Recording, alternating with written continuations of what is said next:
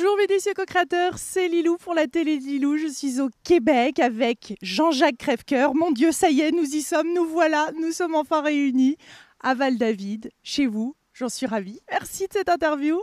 Ben, moi aussi, je suis ravi. Ça fait des années qu'on se court après et qu'on n'a pas trouvé le temps de se rencontrer. Alors, ça me fait très plaisir de te recevoir euh, chez moi, effectivement, à la campagne, à Val-David, à 100 km au nord de Montréal. Ouais, c'est un beau petit village, hein.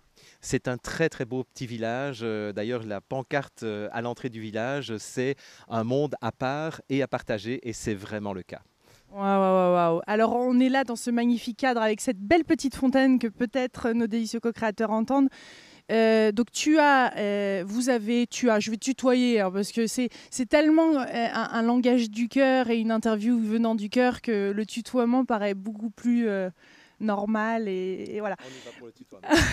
Donc tu es conférencier, auteur, ça fait des années que tu es dans cette industrie quelque part ou dans ce mode de recherche, d'offrir de l'information qui est importante au public, tant au niveau de la santé que du développement, que de la physique quantique, parce que tu as commencé par la physique quantique quand même, hein, c'est ça, il y a combien d'années? Ben, en fait, c'était en 1979 que j'ai commencé mes études en physique à l'université de Namur en Belgique, puisque je suis belge d'origine. Et donc, j'ai fait mes 4 ans de maîtrise en physique, et puis j'ai commencé un doctorat en physique quantique théorique à une époque où la physique quantique n'était pas encore à la mode au niveau du monde, du grand public. Personne n'entendait, personne ne savait ce qu'était la physique quantique, mais ça s'étudiait déjà à l'université. Et c'est un domaine qui m'a tellement fasciné et tellement passionné que j'ai décidé de quitter, c'était pas la seule raison, mais j'ai quitté mon doctorat, j'ai donné ma démission, donc je ne suis pas docteur en physique, je n'ai pas terminé mon doctorat, et j'ai refait des études en philosophie parce que en physique quantique, on se pose une question fondamentale, c'est quelle est la nature fondamentale du réel? Et finalement, les plus grands physiciens du monde aujourd'hui sont incapables de répondre à cette question. Donc finalement, ça nous amène à des questions plus d'ordre métaphysique que des questions physiques. Et donc c'est très naturellement que je suis passé de la physique quantique à la philosophie. Ouais, à la philosophie, mais à la santé aussi. Il y a eu pas mal de propagation au niveau de. Enfin, tu as décidé de partager quand même pas mal d'informations. Je me rappelle au niveau des vaccins, hein, quand il y a eu ce problème, pas ce problème, mais bon, il y avait eu on n'est pas très bien informé à plein de niveaux de nos jours, non? Ça, c'était une volonté aussi de mettre en même temps de la vérité ou de la lumière sur quelque chose qui n'était pas dit. Mais je dirais que si je devais définir ma mission, j'ai toujours été à la recherche de ce qui peut permettre aux individus de vivre leur vie de manière autonome et de manière responsable.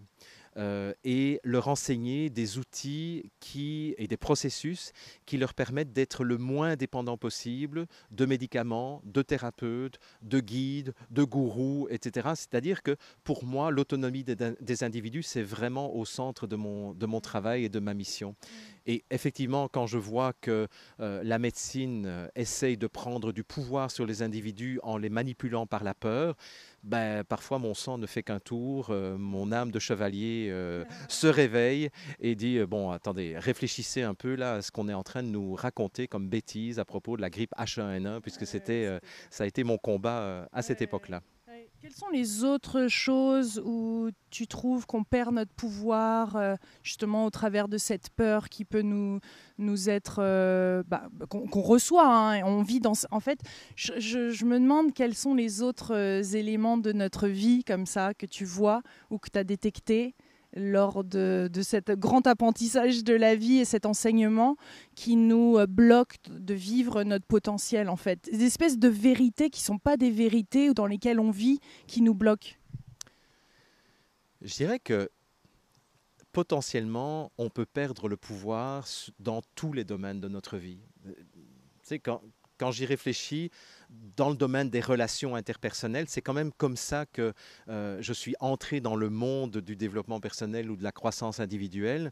C'est parce que j'ai été moi-même confronté à des situations de pouvoir et de jeux de pouvoir, de manipulation inconsciente et involontaire, qui ont fait que j'ai été obligé de prendre ce problème à bras-le-corps et essayer de trouver des solutions pour être moins manipulé et moins manipulable. Bon, donc c'est sûr que le domaine des relations est un domaine où on perd énormément de pouvoir, potentiellement en tout cas, parce que on ne s'autorise pas à être soi-même, on a toujours l'impression qu'on doit ménager la chèvre et le chou, qu'on ne peut pas choquer, qu'on doit rester politiquement correct, etc. Mais quand j'y pense, je dirais, la vie sexuelle est un autre domaine dans lequel on peut perdre pouvoir aussi, soit parce qu'on est dans des dépendances affectives, soit parce qu'on est sous le diktat de la publicité ou des images que la société nous renvoie sur la publicité. C'est quand même assez dramatique de voir que la plupart des jeunes, c'est une enquête qui a été faite au Canada il y a une dizaine d'années, la plupart des jeunes de 16 à 19 ans, l'essentiel de leur éducation sexuelle s'est faite à travers le visionnement de films pornographiques. Ce qui fait qu'aujourd'hui, la référence première des jeunes en matière de sexualité, c'est la pornographie. Je dirais que là aussi, il y a une perte de pouvoir. Mais il y a aussi une perte de pouvoir au niveau économique, c'est-à-dire que la manière dont on nous raconte l'origine de la crise que nous vivons en nous faisant croire que c'est une crise économique et que bientôt, on espère qu'on va relancer l'emploi, etc., alors qu'en réalité, la racine même de la crise économique, c'est le système qui a été mis en place par les banques privées pour faire en sorte que les États ne puissent plus battre leur monnaie eux-mêmes et soient obligés d'emprunter de l'argent pour simplement mettre de l'argent en circulation dans la population. Ce qui fait que maintenant, tous les pays sont endettés à cause des banques privées. Les seuls qui s'enrichissent véritablement dans notre société, c'est les banques.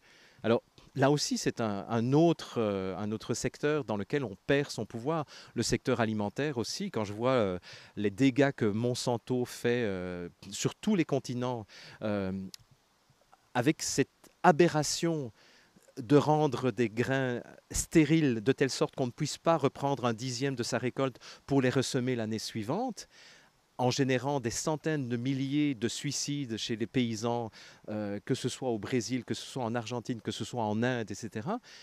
Tout ça, c'est aussi des secteurs où nous perdons notre pouvoir. Nous sommes de plus en plus dépendants sur tous les secteurs. Je pourrais continuer, mais je pense que ce sont je dirais les thèmes principaux qui me préoccupent et sur lesquels je porte mon attention.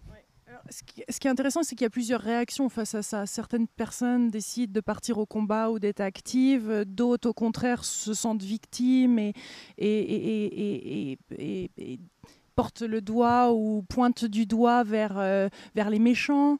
Quelle est ta vision des choses? Comment faire face à toutes ces choses qui peut-être fonctionnent mal dans notre société, mais comment retrouver notre pouvoir? Moi, c'est ça qui m'intéresse, pour que vraiment on puisse vivre cette vie délicieuse que nous sommes invités à vivre. Au-delà de ça, parce que oui, il y a des choses qui ne fonctionnent pas, mais comment nous pouvons être face à ça? Oui, alors tu parles de reprendre le pouvoir et c'est effectivement le slogan de l'école en ligne que je viens de mettre en place il y a quelques mois sur Internet, où le slogan c'est reprenez le pouvoir sur votre propre vie. Parce que pour moi, finalement, ça fait pratiquement 25 ans que je travaille dans le monde de la croissance individuelle et je me suis dit, si je n'avais plus qu'une chose à garder dans tout mon travail, qu'est-ce que ce serait? Eh bien, c'est ça, c'est donner aux individus les moyens de reprendre le pouvoir sur leur vie. Parce que je me suis rendu compte d'une chose, c'est que me battre contre les grands méchants, Monsanto, les pharmaceutiques, les banques, etc., ça me met dans une situation de colère, d'impuissance, ça me met dans une situation où je me blesse beaucoup.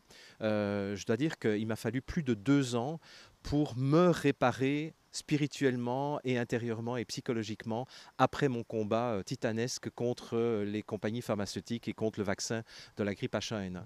Pour me rendre compte finalement que ça avait peut-être influencé quelques centaines de milliers de personnes qui ont choisi de ne pas se faire vacciner, mais moi j'ai payé un prix extrêmement fort et extrêmement douloureux pour me rendre compte en plus que c'est pas ça que j'ai envie de faire de ma vie. J'ai pas envie d'être dans le combat, j'ai pas envie d'être dans la négativité, ce qui fait que j'ai mis de côté maintenant mon armure de chevalier.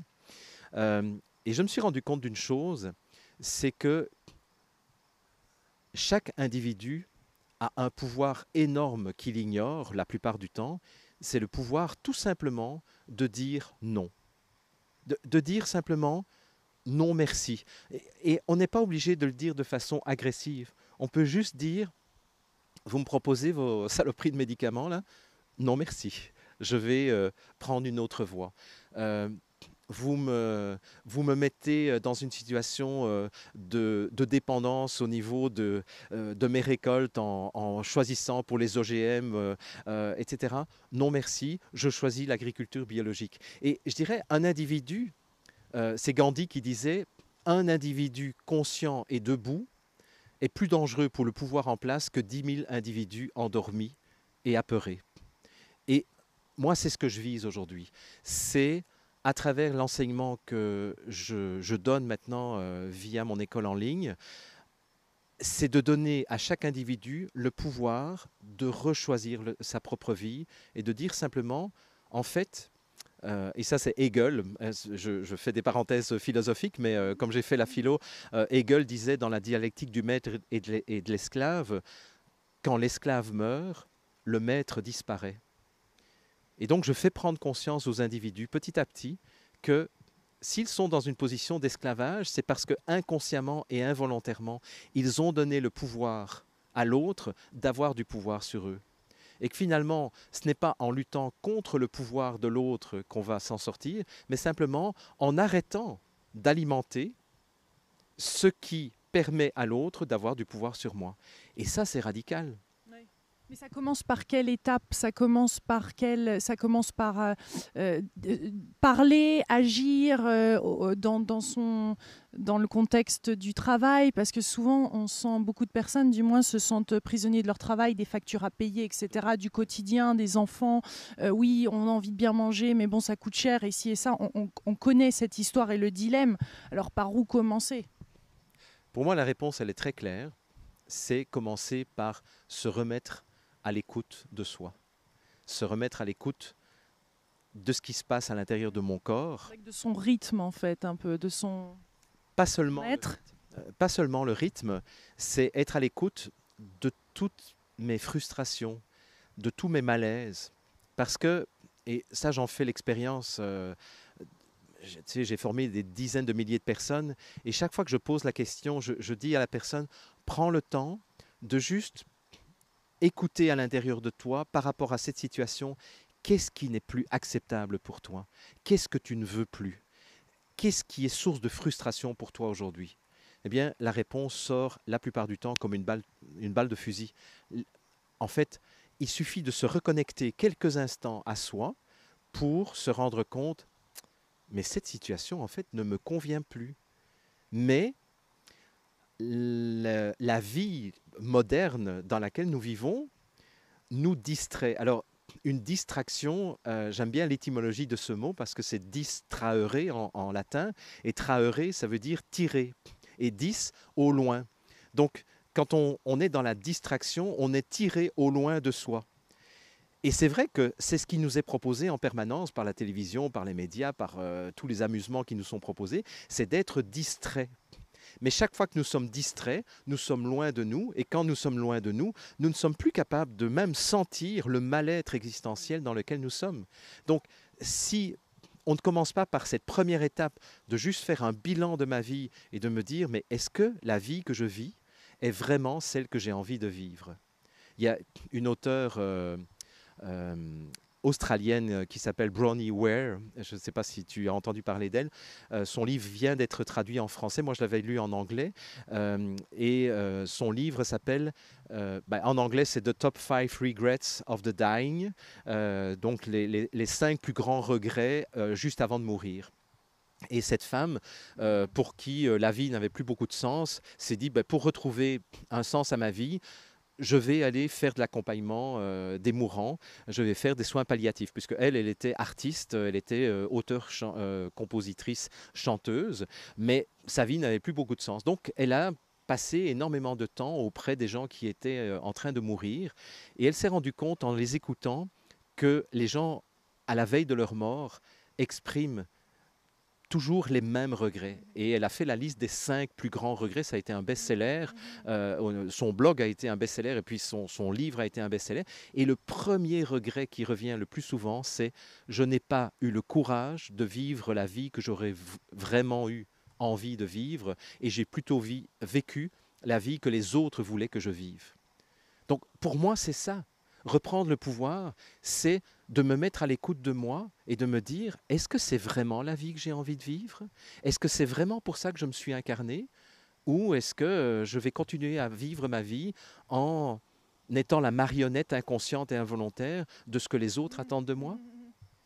Alors ensuite, une fois qu'il y a cette prise de conscience, parce que beaucoup de personnes ressentent ça, mais ensuite on repart vers ces cercles vicieux où on est réentraîné par un quotidien ou par une relation ou par quelque chose qui fait qu'on... Ou au pire, il y a même des médicaments. Il faut dire qu'il y a quand même... je sais plus, je regardais les pourcentages des personnes qui prennent des psychotropes. C'est dingue quand même. Donc comment on fait, au pire, encore plus quand il y a peut-être de l'alcool, des drogues impliquées, des médicaments, mais comment on fait? De toute façon, je suppose que la mécanique est la même. Une fois qu'on a réalisé ça, après? Mais après, la deuxième chose, et ça je citerai Carl Gustav Jung, qui est un de mes grands maîtres à penser, Jung disait, pour qu'il y ait une guérison, il faut 3 éléments. Et s'il manque un de ces 3 éléments ou 2 de ces 3 éléments, on ne peut pas arriver à une guérison. Alors ça peut être une guérison physique, ça peut être une guérison psychologique, ça peut être une guérison simplement de mon mode de vie. Et lui, il disait, premier élément dans l'ordre chronologique, c'est la prise de conscience. C'est ce que je viens de te dire. Le deuxième élément, c'est poser des actes. Action. Poser l'action. Parce que prendre conscience que ma vie ne va pas bien et ne pas traduire cette prise de conscience à travers des actes que je vais poser pour que ma vie change, et là je pourrais te donner des exemples, eh bien ça va rester une prise de conscience et rien ne va changer véritablement dans ta vie. Donc le deuxième élément, c'est l'action. Le troisième élément, c'est la persévérance. Parce que Jung dit très clairement que c'est pas tout de te poser une fois un acte où je fais les choses différemment de ce que je fais d'habitude, ou pour une fois, j'ai posé mes limites par rapport à mon père, ou par rapport à ma mère, ou par rapport à ma femme, ou par rapport à mes enfants, ou par rapport à mon voisin ou mon patron. C'est répéter ces actes dans la durée, de telle sorte que cette action que je vais semer va devenir à un moment donné une habitude.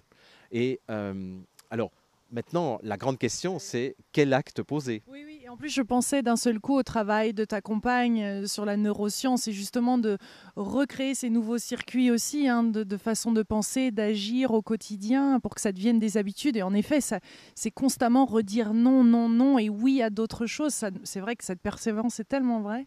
Oui, donc ma compagne s'appelle Cyrine Benmamou et donc elle est spécialisée dans l'accompagnement des stress post-traumatiques et elle aussi, elle accompagne les gens d'abord au niveau du corps, donc c'est vraiment une conscience corporelle parce que quand on est traumatisé profondément, il est nécessaire de sortir de sa tête et d'aller chercher vraiment la source du traumatisme au niveau cellulaire. Et une fois que les personnes qu'elle accompagne ont repris contact avec ce traumatisme et avec la souffrance qui est inscrite, qui est engrammée dans les cellules, elle encourage les personnes aussi à poser des actes. Parce que c'est en posant des actes qu'on recrée des nouveaux circuits neuronaux. C'est exactement ça.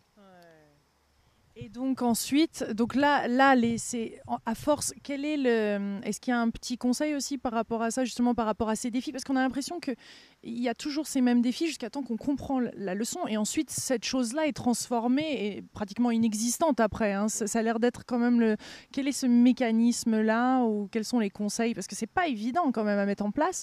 Mais après, c'est comme si la conversation n'était plus là, n'était plus... C'était pas comme un petit nuage là au-dessus de notre tête tout le temps. Oui, c'est sûr que poser des actes, ça a l'air facile comme ça à dire, mais ça demande une véritable stratégie.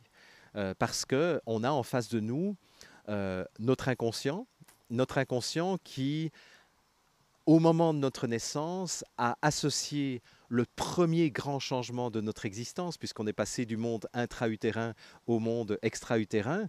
Et dans le monde intra-utérin, tout était relativement constant. On était dans la même température, on avait le même niveau de nourriture 24 heures sur 24, on était touché en permanence, il y avait le même niveau d'obscurité, on était mouillé en permanence. Enfin bon, tout était constant relativement, le bruit était relativement atténué, donc on entendait toujours le battement du cœur de notre mère.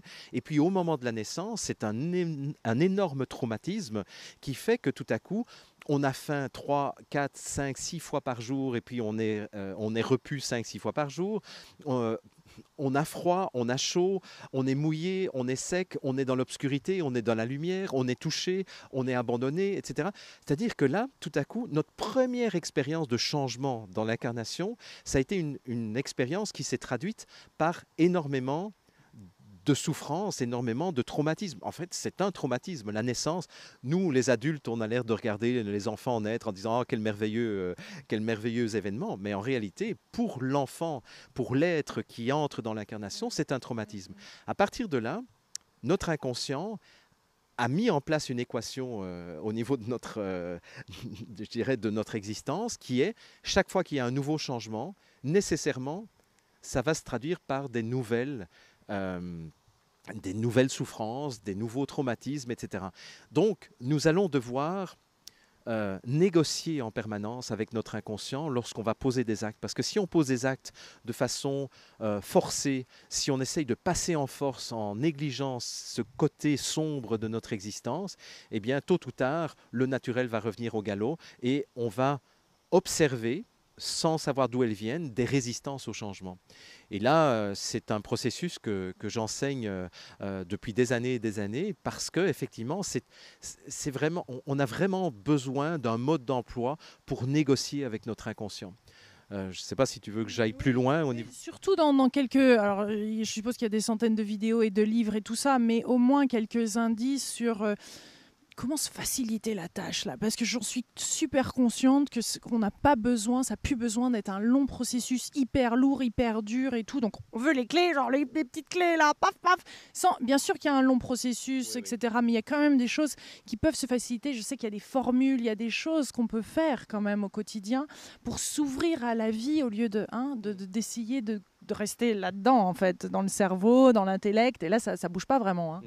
Alors, je vais donner quelques conseils, je ne sais pas combien parce que là, j'improvise, mais le premier conseil que je donnerais, c'est de se donner des petits défis, mais de façon régulière, presque quotidienne. J'ai un ami avec qui j'ai travaillé pendant des années professionnellement, qui était champion du monde de course à pied, et qui disait « Soyez ambitieux, mais dans l'infiniment petit ».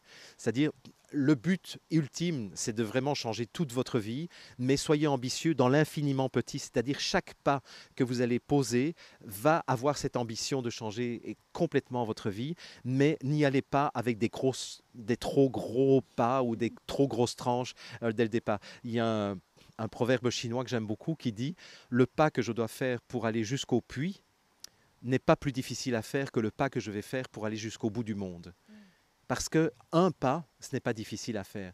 Et si on se laisse impressionner par le chantier qui nous attend, parce que certaines personnes ont des souffrances énormes, on peut être découragé dès le départ. Mais si on se focalise sur le pas que j'ai à faire aujourd'hui, là, ça devient beaucoup plus accessible. Ça, c'est la première chose.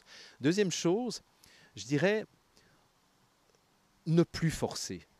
Ça, c'est ce que je répète à mes étudiants à longueur d'année. C'est dès que vous sentez que vous commencez à forcer un changement, arrêtez. Et ça a été prouvé au niveau neurosciences.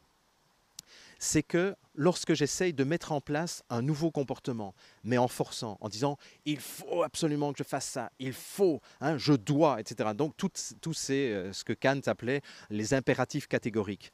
Et bien, chaque fois que je fais ça, pour essayer de changer à la force du poignet un changement que j'ai jusqu'à présent, eh bien, au niveau neurologique, les circuits vont avoir tendance à être renforcés au niveau de ce qui est déjà connu. C'est-à-dire les anciens circuits neuronaux vont être renforcés parce que justement, j'y mets une énergie et une énergie de déplaisir.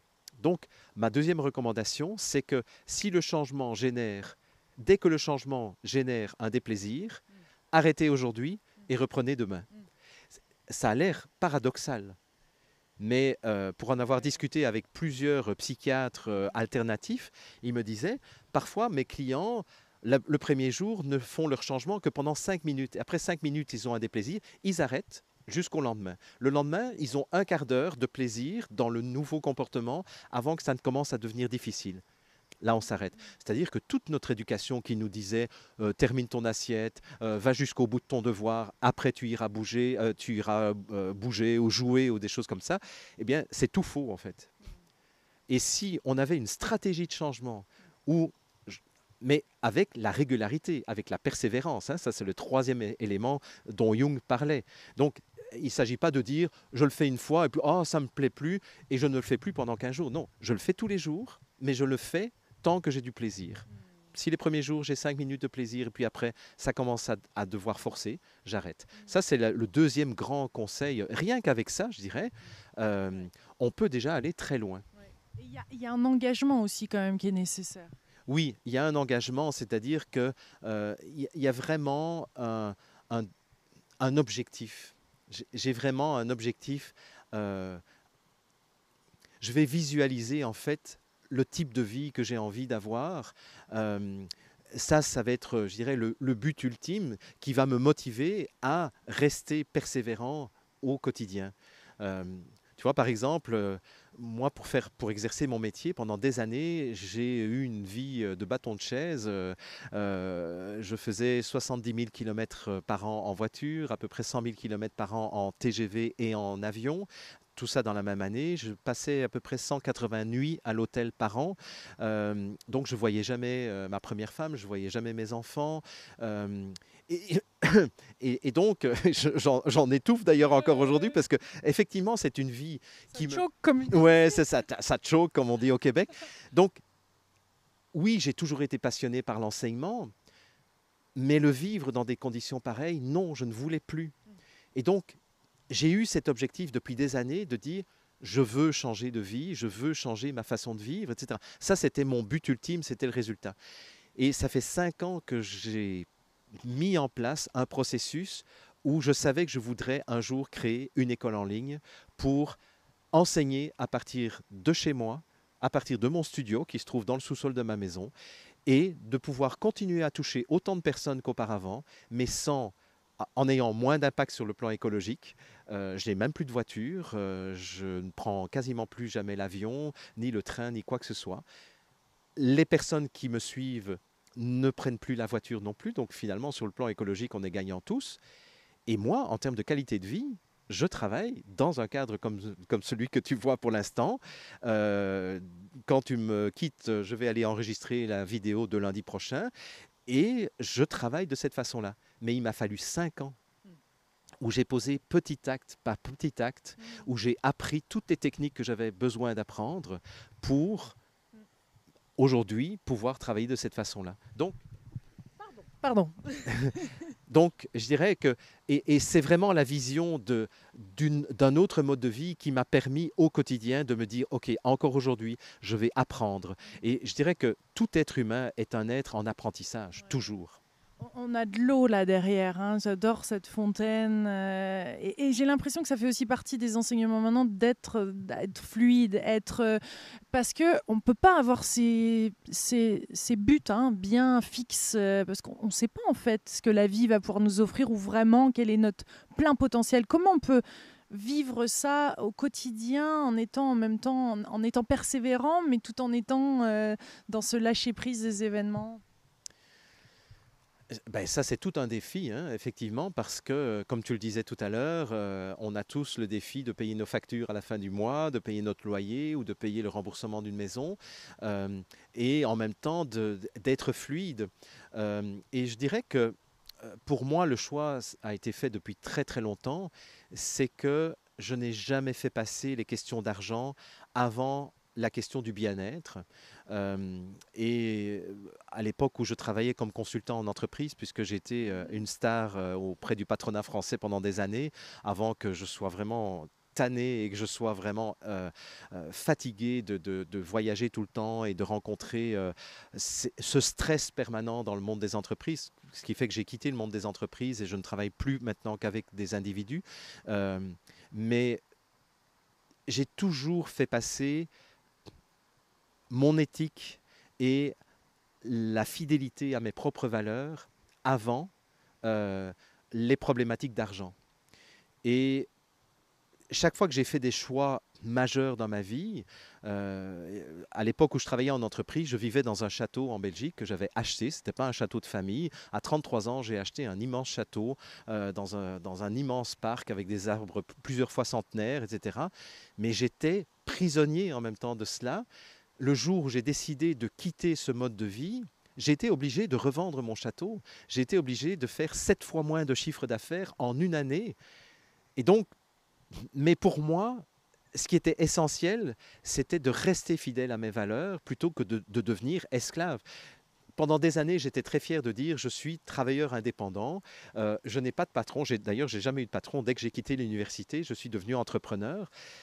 Et j'étais très fier de cela. Jusqu'au jour où je me suis rendu compte que la seule personne à qui j'avais à rendre des comptes, c'était mon banquier qui me téléphonait 2 fois par an et qui venait dans mon entreprise pour me demander où est-ce que vous en êtes, quels sont vos contrats, quelles sont vos perspectives, quelle est votre stratégie. Et je me rendais compte que mon patron, c'était mon banquier. Quand j'ai pris conscience de cela, j'ai tout vendu, j'ai licencié tout mon personnel et c'est à ce moment-là que je suis venu au Québec. Alors j'ai eu un train de vie beaucoup moins important, j'ai dû faire attention aux sous que je dépensais, mais je suis resté fidèle à moi. Donc je pense que c'est comme ça aussi qu'on peut rester dans la fluidité, c'est de se dire qu'un train de vie, ça peut monter, mais aussi ça peut descendre et il n'y a personne qui en meurt. Oui, parce qu'on est en même temps, il y a cette envie de posséder, d'avoir, et en plus il y a des messages à tout va par la télé, etc. Et on se rend compte que c'est dans cette société actuelle qui bouge énormément. C'est pas là, il faut justement pouvoir, pas courir, mais partir, faut être super flexible, hein, c'est fou.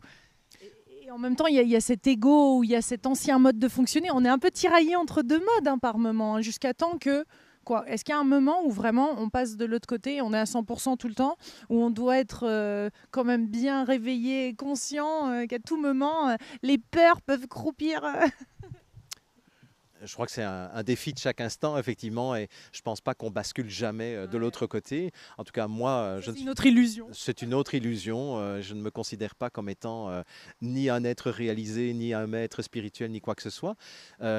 Mais il y a une chanson de Jean-Jacques Goldman j'adore Jean-Jacques Goldman de toute façon, et il y a une chanson que j'aime beaucoup où il dit « J'ai pris les choses et les choses m'ont pris », où il démontre dans sa chanson de façon très poétique que nos possessions nous possèdent finalement. Et ça a été ma grosse prise de conscience à l'époque où je vivais dans un château, c'est que finalement j'étais possédé par mon château et ce n'était pas moi qui possédais mon château. Et ça, à partir de là, j'ai fait une longue période où j'ai été locataire, quand j'ai vécu pendant 9 ans à Montréal en étant locataire. Et c'est tout simplement parce qu'ici à la campagne, au Québec, il est quasiment impossible de louer une maison comme on le fait en Europe, que j'ai été, je dirais, amené à racheter une maison, mais je dirais que je me sens détaché par rapport à cette maison. C'est-à-dire la même mentalité, ou c'est plus ce qui a créé, ça n'a pas été fait de la même façon. Non, c'est ça. J'ai envie de raconter une petite histoire aussi à propos de Saint François d'Assise, comme ça je vous fais voyager un peu dans le temps. Saint François qui est reconnu dans la chrétienté comme, je dirais, un des exemples de renoncement et de pauvreté et de simplicité. Hein. Les franciscains, quand on va dans un monastère franciscain, c'est toujours extrêmement dépouillé par rapport aux bénédictins ou à d'autres ordres. Et un des disciples de Saint François s'était dépossédé de tout, sauf de son bloc de papier et de son crayon, parce qu'il adorait dessiner les oiseaux, les animaux, etc. Et un jour, Saint François, pour le mettre à l'épreuve, lui dit « Prête-moi ton crayon ». Et l'autre lui dit « Ah non, non, non, non, jamais de la vie, j'ai renoncé à tout pour te suivre, mais le crayon, ça, jamais je ne te le prêterai. » Et Saint François lui a dit « Écoute, tu es bien plus possédé par ton crayon que ne le sont les riches qui sont encore dans leur maison. Parce que ce que je t'enseigne, c'est l'esprit de pauvreté. Ce n'est pas le nombre de choses que tu possèdes. » C'est-à-dire qu'on peut se trouver effectivement avec une voiture parce qu'on en a besoin ou une maison, etc. Mais quel est le rapport que j'entretiens avec cette chose que je possède, ou est-ce que je suis possédé par cette chose? Et donc ce disciple de Saint François d'Assise, n'ayant qu'un crayon, tenait beaucoup plus à ce crayon que peut-être quelqu'un d'autre tiendra à sa voiture ou à sa maison. Et je crois que c'est vraiment ça qu'il faut comprendre. C'est le rapport que nous avons aux choses. C'est une très très belle. C'est très important de dire ça. Et puis il y a ce côté aussi jugement des autres, je trouve, qu'on reçoit. Même moi, je le vois à travers mon travail. Hein, des personnes qui peuvent juger sur certaines attitudes, sur un certain langage, sur une certaine façon d'être. Quand finalement, alors qu'on a cette liberté et on vit cette vie qui nous correspond et qui est dans cette essence et qui est en intégrité et qui est faite bien sûr de manière humaine, mais qui correspond. Comment faire face à ça et encore avoir son pouvoir, en plus sachant qu'on fait ça pour le bien et avec bon cœur et vraiment dans un bon état d'esprit. Comment, j'ai envie de finir cette interview avec toi là-dessus, parce que c'est important, malgré les circonstances extérieures, de tenir le cap, malgré le jugement des autres, malgré la dureté des autres, comment, et nos proches encore pire, comment comment rester aligné et continuer vers ce chemin. Alors moi, j'ai une pratique qui est surprenante, mais quand je la fais expérimenter à d'autres, ils comprennent le bien fondé. C'est que tous les choix importants de vie que j'ai eu à faire dans mon existence, et Dieu sait combien j'ai fait de choix de réorientation de ma carrière, je les ai faits, ces choix, en me mettant en présence de ma propre mort. C'est-à-dire, je me suis imaginé mort dans 1 an plus tard, ou 10 ans plus tard, ou 20 ans plus tard, peu importe l'échéance, et de me dire, OK, si je fais un choix de vie qui va dans cette direction-là, le jour où je serai mort, est-ce que je serai content d'avoir fait ce choix et d'avoir orienté ma vie de cette manière-là? Ou si j'oriente ma vie dans tel autre sens, quand je serai mort, est-ce que je serai content? Est-ce que je serais capable de répondre, c'est les Amérindiens qui disent que lorsque l'on meurt, si on a de la chance, on va rencontrer le grand aigle qui va nous poser 3 questions fondamentales. La première question, c'est comment as-tu aimé? Deuxième question, c'est qu'est-ce que tu as fait de ta vie? Et troisième question, as-tu participé à un projet plus grand que toi qui te dépasse et pour lequel tu as contribué à ce que le monde soit meilleur pour tes enfants qu'il ne l'était pour toi? Et je remets tous mes choix de vie en présence de ma propre mort. Donc, je pense régulièrement à ma propre mort chaque fois que j'ai un choix fondamental à faire. À quoi je vais consacrer mon temps? Et plus j'avance en âge, j'ai 52 ans maintenant, je me sens encore très jeune, mais plus j'avance en âge, plus je me dis, je n'ai plus le droit de gaspiller ma vie. Et je vais vraiment à l'essentiel. Mais c'est la mort qui me permet d'être beaucoup plus vivant. C'est paradoxal, mais c'est vraiment comme ça que je vis ça. Donc, quand les autres peuvent avoir un jugement, dans le coup, on est encore plus enraciné. Quel est le rapport entre vraiment ce choix fondamental et les autres? Ben, c'est que le jour où on est mort, les autres, ils sont plus là, hein, de toute façon. non, mais c'est vrai. Ils seront peut-être autour du cercueil ou pas, mais de toute façon, oui. On s'en fout. Ouais, c'est ça. Parce que le jour où on est mort, on est juste face à soi-même, et peut-être au Grand Aigle ou à Saint-Pierre, ou enfin peu importe les croyances qu'on a, hein, mais c'est nous qui allons être confrontés à ces 3 questions. Est-ce que j'ai aimé? Qu'est-ce que j'ai fait? Comment ai-je aimé? Qu'est-ce que j'ai fait de ma vie? Et est-ce que j'ai contribué à un projet qui me dépasse et qui a contribué à un monde meilleur? Les autres, ils seront plus là le jour de notre mort. De toute façon, on est né seul et on mourra seul. Ça c'est une évidence pour moi. Très très bien, merci beaucoup de cette délicieuse conversation, Jean-Jacques. J'ai vraiment énormément apprécié dans ce magnifique cadre avec une température absolument parfaite au Québec au mois d'août. Oui. C'est magnifique, merci. Merci beaucoup Lilou.